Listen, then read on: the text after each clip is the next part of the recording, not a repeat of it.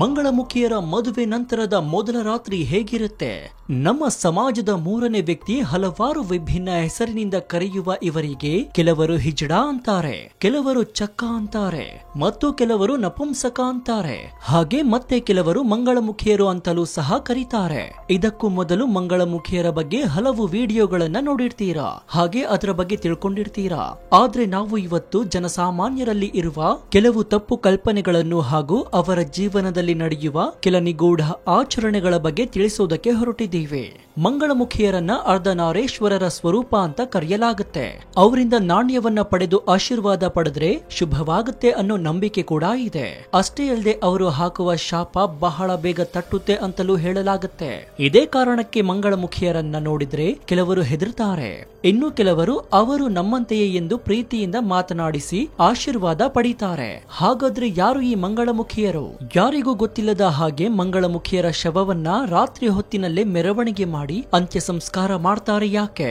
ಬೇರೆಯವರು ಅವರ ಶವವನ್ನ ನೋಡಿದ್ರೆ ಏನಾಗುತ್ತೆ? ಮಂಗಳಮುಖಿಯರು ವರ್ಷಕ್ಕೊಮ್ಮೆ ಮದುವೆಯಾಗಿ ಮಾರನೇ ದಿನ ತಾಳಿ ಹರಿದು ಹಾಕಿ ಯಾಕೆ ಅಳ್ತಾರೆ? ಮಂಗಳಮುಖಿಯರ ಬಗ್ಗೆ ನಿಮಗ್ಯಾರಿಗೂ ಗೊತ್ತಿರದ ರಹಸ್ಯಗಳನ್ನ ಈ ವಿಡಿಯೋದಲ್ಲಿ ಎಕ್ಸ್ಪ್ಲೋರ್ ಮಾಡ್ತೀವಿ. ವಿಡಿಯೋ ತುಂಬಾ ಇಂಟ್ರೆಸ್ಟಿಂಗ್ ಆಗಿರುತ್ತೆ, ಪೂರ್ತಿಯಾಗಿ ನೋಡಿ. ಈ ಮಾಹಿತಿಗಳನ್ನೆಲ್ಲ ತುಂಬಾ ಕಷ್ಟಪಟ್ಟು ನಿಮಗೆ ತಿಳಿಸೋದಕ್ಕೆ ಒಂದು ಪ್ರಯತ್ನವನ್ನ ಮಾಡಿದ್ದೀನಿ. ನನ್ನ ಈ ಶ್ರಮಕ್ಕೆ ನಿಮ್ಮಿಂದ ಬಯಸೋದು ಕೇವಲ ಒಂದೇ ಒಂದು ಮೆಚ್ಚುಗೆ, ಅಂದ್ರೆ ಲೈಕ್ ಮಾತ್ರ. ಕೊಟ್ರ ಲೈಕು ಜೊತೆಗೆ ಮಂಗಳಮುಖಿಯರ ಬಗ್ಗೆ ನಿಮಗೆ ಗೌರವವಿದ್ದರೆ ಅಥವಾ ಮಂಗಳಮುಖಿಯರ ಬಗ್ಗೆ ನಿಮ್ಮ ಅಭಿಪ್ರಾಯ ಏನು ಅನ್ನೋದನ್ನ ಕಮೆಂಟ್ ಮೂಲಕ ತಿಳಿಸಿ. ಸೊ ಇನ್ಯಾಕ್ತಡ, ಬನ್ನಿ ಸುದ್ದಿ ಜಾಲದೊಳಗೆ ಹೋಗೋಣ. ಮಂಗಳಮುಖಿಯರೆಂದರೆ ಈ ಕಡೆ ಹೆಣ್ಣು ಅಲ್ಲ ಆ ಕಡೆ ಗಂಡು ಅಲ್ಲದ ಬಡಪಾಯಿ ಜೀವ. ಸಿಗ್ನಲ್ಗಳಲ್ಲಿ, ರಸ್ತೆ ಬದಿಗಳಲ್ಲಿ, ಹೆಚ್ಚು ಜನಸಂದಣಿ ಇರುವ ಪ್ರದೇಶಗಳಲ್ಲಿ ಕೈತಟ್ಟೆ ಹಣ ಬೇಡಿ ಆದ್ರಿಂದ ಜೀವನ ನಡೆಸುವ ಸ್ವಾವಲಂಬಿ ಜೀವನ ಇವರದ್ದು. ಇವರನ್ನ ಅಧಿಕೃತವಾಗಿ ತೃತೀಯ ಲಿಂಗ ಮತ್ತು ಮಂಗಳಮುಖಿಯರೆಂದು ಕರೆಯಲಾಗುತ್ತೆ. ಇದಕ್ಕೂ ಮೊದಲು ಮಂಗಳಮುಖಿಯರನ್ನ ನಪುಂಸಕ, ಚಕ್ಕ, ಕೋಜ, ಹಿಜಡಾ, ದ್ವಿಲಿಂಗಿ, ಶಿಖಂಡಿ ಹೀಗೆ ನಾನಾ ಹೆಸರುಗಳಿಂದ ಕರೆಯಲಾಗ್ತಾ ಇತ್ತು. ಆದ್ರೆ ಇವರಿಗೂ ಮನಸ್ಸಿದೆ, ಇವರಿಗೂ ಸಮಾಜದಲ್ಲಿ ಬದುಕುವ ಹಕ್ಕಿದೆ. ದಯಮಾಡಿ ಮಂಗಳಮುಖಿಯರಿಗೆ ಅವಮಾನ ಮಾಡಬೇಡಿ. ಅವರಿಗೆ ನೀವು ಹಣ ಕೊಡದಿದ್ರೂ ಪರವಾಗಿಲ್ಲ, ಆದ್ರೆ ಹೀಯಾಳಿಸಬೇಡಿ. ಅವರನ್ನ ಅವರಾಗಿಯೇ ಇರಲು ಬಿಡಿ ಮತ್ತು ಬದುಕಲು ಬಿಡಿ. ಮಂಗಳಮುಖಿಯರನ್ನ ಸಮಾಜದಲ್ಲಿ ಎಲ್ಲರಂತೆ ಕಾಣಬೇಕು. ಇದೇ ಕಾರಣಕ್ಕೆ ಈ ವಿಡಿಯೋದಲ್ಲಿ ಅವರ ಬಗ್ಗೆ ಜನರಿಗೆ ಗೊತ್ತಿಲ್ಲದ ಕೆಲವು ಮಾಹಿತಿಗಳನ್ನ ಕೊಡ್ತಿದ್ದೀವಿ. ಮಂಗಳಮುಖಿಯರು ಅನ್ನುತ್ತಲೇ ಎಲ್ಲರಿಗೂ ಒಂದು ಪ್ರಶ್ನೆ ಮೂಡುವುದು ಸಹಜ. ಅದೇನಂದ್ರೆ ಮಂಗಳಮುಖಿಯರ ಶವಯಾತ್ರೆಯನ್ನ ರಾತ್ರಿ ಹೊತ್ತು ಮಾತ್ರ ಯಾಕೆ ಮಾಡ್ತಾರೆ? ಅದ್ಯಾಕೆ ಅನ್ನೋದನ್ನ ಹೇಳ್ತೀವಿ ಕೇಳಿ. ಮಂಗಳಮುಖಿಯರು ಸತ್ತಾಗ ಅವರ ಅಂತ್ಯಕ್ರಿಯೆಯ ಮೆರವಣಿಗೆಯನ್ನ ಹಗಲಿನಲ್ಲಿ ಮಾಡೋದಿಲ್ಲ, ಬದಲಾಗಿ ರಾತ್ರಿ ಸಮಯದಲ್ಲಿ ಮಾಡಲಾಗುತ್ತೆ. ಮಂಗಳಮುಖಿಯರನ್ನ ಹೊರತುಪಡಿಸಿ ಬೇರ್ಯಾವುದೇ ವ್ಯಕ್ತಿ ಅವರ ಶವಯಾತ್ರೆಯನ್ನ ನೋಡಿದ್ರೆ ಆ ವ್ಯಕ್ತಿಯು ತನ್ನ ಮುಂದಿನ ಜನ್ಮದಲ್ಲಿ ಮಂಗಳಮುಖಿಯಾಗಿ ಜನಿಸ್ತಾನೆ ಎಂಬುವ ನಂಬಿಕೆ ಇದೆ. ಈ ಕಾರಣದಿಂದಲೇ ಮಂಗಳಮುಖಿಯರ ಸಮುದಾಯದಲ್ಲಿ ಯಾರೇ ಮರಣ ಹೊಂದಿದ್ರೂ ಅವರ ಶವವನ್ನು ರಾತ್ರಿ ಸಮಯದಲ್ಲಿ ಹೂಳಲಾಗುತ್ತದೆಯೇ ಹೊರತು ಅವರು ಯಾವುದೇ ಕಾರಣಕ್ಕೂ ಶವವನ್ನ ಸುಡೋದಿಲ್ಲ. ಇವರು ತೀರಿ ಹೋದಾಗ ಅವರ ಮುಖಕ್ಕೆ ಚಪ್ಪಾಲಿಯಿಂದ ಹೊಡೆಯಲಾಗುತ್ತೆ.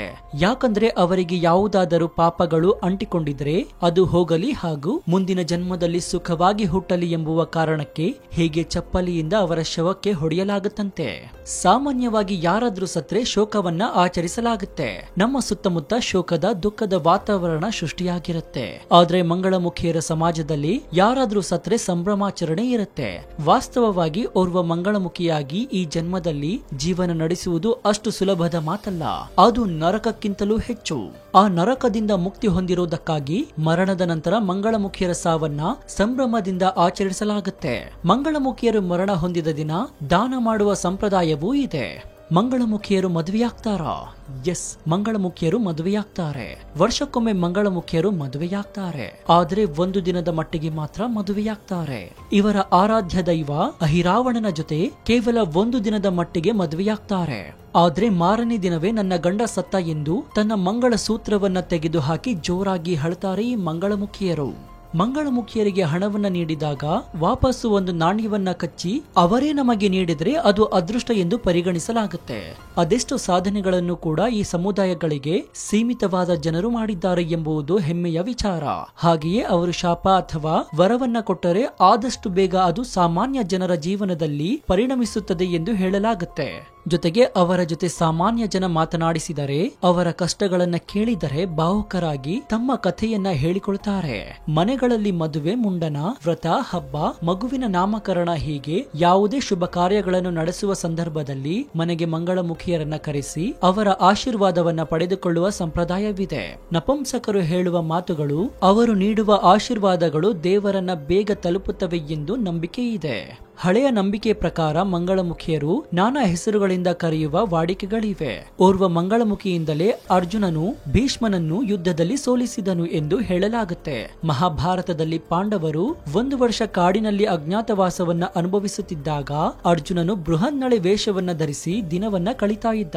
ಆದ್ರೆ ಸ್ನೇಹಿತರೆ, ಮಂಗಳಮುಖಿಯರ ವೇಷ ಧರಿಸಿ ಅವರ ಹೆಸರನ್ನ ಹಾಳು ಮಾಡುವವರ ಸಂಖ್ಯೆಯೂ ಹೆಚ್ಚಾಗಿದೆ. ಅಲ್ಲಲ್ಲಿ ಮಂಗಳಮುಖಿಯರು ದುಡ್ಡಿಗಾಗಿ ಹಲ್ಲೆ ಮಾಡುವುದು, ಮನೆಗಳಿಗೆ ನುಗ್ಗಿ ಹಣ ಬೇಡಿಕೆ ಇಡೋದು ಕೂಡ ಇದೆ.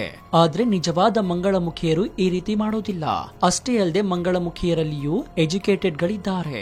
ಅವರು ತಮ್ಮ ಕಾಲಿನಲ್ಲೇ ನಿಲ್ಲಲು ಕೆಲಸಗಳನ್ನ ಮಾಡ್ತಿದ್ದಾರೆ. ಅಷ್ಟೇ ಅಲ್ಲದೆ ಅದಕ್ಕೆ ತಾಜಾ ಉದಾಹರಣೆಯಾಗಿ ನಮ್ಮ ಜೋಗತಿ ಮಂಜಮ್ಮ, ಅಲ್ಲದೆ ಇತ್ತೀಚೆಗಷ್ಟೇ ಬಿಗ್ ಬಾಸ್ಗೆ ಹೋಗಿದ್ದ ನೀತು ವನಜಾಕ್ಷಿ ಕೂಡ ಮಂಗಳಮುಖಿಯೇ ಆಗಿದ್ದು ಅವರು ತಮ್ಮ ಸ್ವಂತ ಕಾಲಿನಲ್ಲಿ ನಿಂತಿದ್ದಾರೆ, ಜೊತೆಗೆ ಹೆಸರನ್ನ ಮಾಡಿದ್ದಾರೆ. ಹೀಗೆ ಮಂಗಳಮುಖಿಯರನ್ನ ಉತ್ತರ ಕರ್ನಾಟಕದಲ್ಲಿ ಜೋಗಮ್ಮ ಅಂತ ಕರೆಯಲಾಗುತ್ತೆ. ಜೋಗಮ್ಮ ಅಂದ್ರೆ ಅದು ಶ್ರೀ ರೇಣುಕಾ ಯಲ್ಲಮ್ಮನಿಗೆ ಪ್ರಿಯರು. ಚೌಡಿಕೆ ಹಿಡಿದು ತಾಯಿ ಯಲ್ಲಮ್ಮನ ಚರಿತ್ರೆಯನ್ನ ಪದ ಕಟ್ಟಿ ಹಾಡ್ತಾರೆ, ಜೊತೆಗೆ ಮನಸ್ಸು ತುಂಬಿ ಆಶೀರ್ವದಿಸ್ತಾರೆ. ಹೀಗಾಗಿ ಮಂಗಳಮುಖಿಯರನ್ನ ಗೌರವದಿಂದ ನೋಡಿ. ಜೊತೆಗೆ ಅವರಿಗೆ ನಿಮ್ಮಿಂದ ಹಣ ಕೊಡದಿದ್ರೂ ಪರವಾಗಿಲ್ಲ, ಆದರೆ ಪ್ರೀತಿಯನ್ನ ಕೊಡಿ, ಅವರ ಮನಸ್ಸಿಗೆ ನೋವನ್ನ ಉಂಟು ಮಾಡಬೇಡಿ. ನಪುಂಸಕರು ಹೇಳುವ ಮಾತುಗಳು, ಅವರು ನೀಡುವ ಆಶೀರ್ವಾದಗಳು ದೇವರನ್ನ ಬೇಗ ತಲುಪುತ್ತವೆ ಎಂದು ನಂಬಿಕೆ ಇದೆ. ಹಳೆಯ ನಂಬಿಕೆ ಪ್ರಕಾರ ಮಂಗಳಮುಖಿಯರು ನಾನಾ ಹೆಸರುಗಳಿಂದ ಕರೆಯುವ ವಾಡಿಕೆಗಳಿವೆ. ಆದ್ರೆ ಸ್ನೇಹಿತರೆ, ಮಂಗಳಮುಖಿಯರ ವೇಷ ಧರಿಸಿ ಅವರ ಹೆಸರನ್ನ ಹಾಳು ಮಾಡುವವರ ಸಂಖ್ಯೆಯೂ ಹೆಚ್ಚಾಗಿದೆ. ಅಲ್ಲಲ್ಲಿ ಮಂಗಳಮುಖಿಯರು ದುಡ್ಡಿಗಾಗಿ ಹಲ್ಲೆ ಮಾಡುವುದು, ಮನೆಗಳಿಗೆ ನುಗ್ಗಿ ಹಣಕ್ಕೆ ಬೇಡಿಕೆ ಇಡೋದು ಕೂಡ ಇದೆ. ಆದ್ರೆ ನಿಜವಾದ ಮಂಗಳಮುಖಿಯರು ಈ ರೀತಿ ಮಾಡೋದಿಲ್ಲ. ಅಷ್ಟೇ ಅಲ್ಲದೆ ಮಂಗಳಮುಖಿಯರಲ್ಲಿಯೂ ಎಜುಕೇಟೆಡ್ ಗಳಿದ್ದಾರೆ. ಅವರು ತಮ್ಮ ಕಾಲಿನಲ್ಲೇ ನಿಲ್ಲಲು ಕೆಲಸಗಳನ್ನ ಮಾಡ್ತಿದ್ದಾರೆ. ಅಷ್ಟೇ ಅಲ್ಲದೆ ಅದಕ್ಕೆ ತಾಜಾ ಉದಾಹರಣೆಯಾಗಿ ನಮ್ಮ ಜೋಗತಿ ಮಂಜಮ್ಮ, ಅಲ್ಲದೆ ಇತ್ತೀಚೆಗಷ್ಟೇ ಬಿಗ್ ಬಾಸ್ಗೆ ಹೋಗಿದ್ದ ನೀತು ವನಜಾಕ್ಷಿ ಕೂಡ ಮಂಗಳಮುಖಿಯೇ ಆಗಿದ್ದು ಅವರು ತಮ್ಮ ಸ್ವಂತ ಕಾಲಿನಲ್ಲಿ ನಿಂತಿದ್ದಾರೆ, ಜೊತೆಗೆ ಹೆಸರನ್ನ ಮಾಡಿದ್ದಾರೆ. ಹೀಗೆ ಮಂಗಳಮುಖಿಯರನ್ನ ಉತ್ತರ ಕರ್ನಾಟಕದಲ್ಲಿ ಜೋಗಮ್ಮ ಅಂತ ಕರೆಯಲಾಗುತ್ತೆ. ಜೋಗಮ್ಮ ಅಂದ್ರೆ ಅದು ಶ್ರೀ ರೇಣುಕಾ ಯಲ್ಲಮ್ಮನಿಗೆ ಪ್ರಿಯರು. ಚೌಡಿಕೆ ಹಿಡಿದು ತಾಯಿ ಯಲ್ಲಮ್ಮನ ಚರಿತ್ರೆಯನ್ನ ಪದ ಕಟ್ಟಿ ಹಾಡ್ತಾರೆ, ಜೊತೆಗೆ ಮನಸ್ಸು ತುಂಬಿ ಆಶೀರ್ವದಿಸ್ತಾರೆ. ಹೀಗಾಗಿ ಮಂಗಳಮುಖಿಯರನ್ನ ಗೌರವದಿಂದ ನೋಡಿ. ಜೊತೆಗೆ ಅವರಿಗೆ ನಿಮ್ಮಿಂದ ಹಣ ಕೊಡದಿದ್ರೂ ಪರವಾಗಿಲ್ಲ, ಆದರೆ ಪ್ರೀತಿಯನ್ನ ಕೊಡಿ, ಅವರ ಮನಸ್ಸಿಗೆ ನೋವನ್ನ ಉಂಟು ಮಾಡಬೇಡಿ. ನಾವು ಕೊಟ್ಟ ಈ ಮಾಹಿತಿ ನಿಮಗೆ ಇಷ್ಟವಾದಲ್ಲಿ ಒಂದು ಲೈಕ್, ಜೊತೆಗೆ ನಿಮ್ಮ ಅನಿಸಿಕೆಯನ್ನ ಕಮೆಂಟ್ ಮೂಲಕ ತಿಳಿಸಿ. ಇದರಿಂದ ನಮಗೆ ಇನ್ನೂ ಹೆಚ್ಚೆಚ್ಚು ವಿಷಯಗಳನ್ನ ನಿಮ್ಮ ಮುಂದೆ ಹಂಚಿಕೊಳ್ಳಲು ಉತ್ಸುಕರಾಗ್ತೇವೆ. ಇನ್ನು ನಮ್ಮ ಚಾನೆಲ್ ನಲ್ಲಿ ಇಂತಹ ಅನೇಕ ಕುತೂಹಲಕಾರಿ ವಿಡಿಯೋಗಳು ಇವೆ, ಅದನ್ನು ನೋಡಿ ಪ್ರೋತ್ಸಾಹಿಸಿ. ಧನ್ಯವಾದ.